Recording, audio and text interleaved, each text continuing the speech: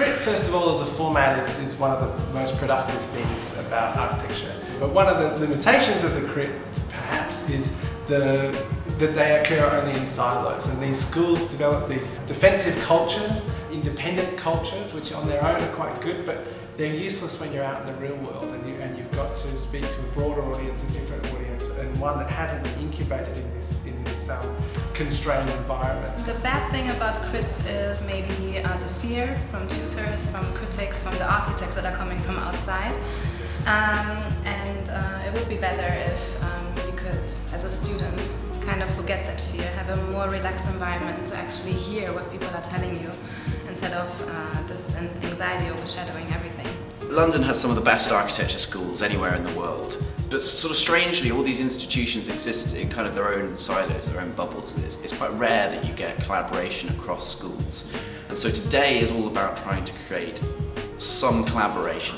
We've picked units from schools, we've brought them together around a common theme, and we've asked them to crit each other. So you have students and tutors talking to their peers from other parts of the city about their work. The system we've got today, where everybody has to be a crit for somebody else's, is quite nice because actually they can all offer something useful, and that's a tremendous confidence boost, given that architecture is actually such a collaborative piece of work, that it does rely a lot on peer input. To be put in a position where you are actually thinking, what is a useful question to ask my peer here? What's a useful thing to offer? I don't think there's that sort of collaborative approach in architectural education at the moment, and it's quite nice to be here to be able to appreciate and understand what other schools are doing and learn from each other.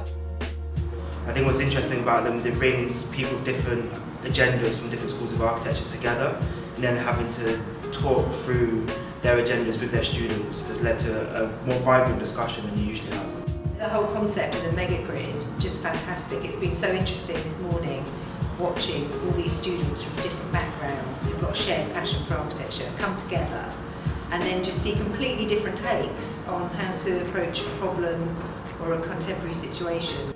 I mean, at their worst, crits are a sort of representation of some of the worst aspects of practice. I mean, they're confrontational, hierarchical, occasionally sort of sexist and unpalatable. And they're often justified as being a way of just preparing people for the reality and the cut and thrust of practice. I suppose if I was critical of crits, then one has to be critical of an architectural culture, generally. So crits are what they are. Architectural culture is what it is, and there could be time for change. Beyond today, like it's already started, it's perfect that there's a platform online to keep track of the students and their projects. It would be nice also to keep a track of what has been presented today, and in a way what kind of answers they got.